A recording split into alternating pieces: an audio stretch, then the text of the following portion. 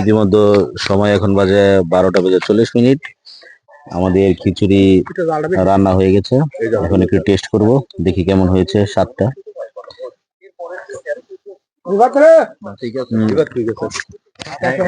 খুবই মজা হয়েছে, জোর জুড়ে একবারে ভুনা খিচুড়ি,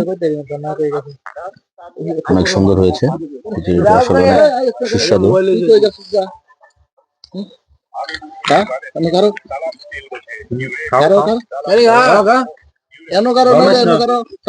ওই যে কলা পাতা থেকে নিয়ে খিচুড়ি খাচ্ছি, এটা একটা আনকমন খাবার সিস্টেম,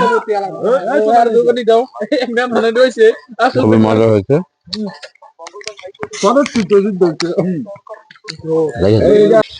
আরিকা আমরা একটা ভালো কথা কই, আমরা বাংলাদেশে আছেন না, 3 মাসে যদি ছুটিতে থাকেন।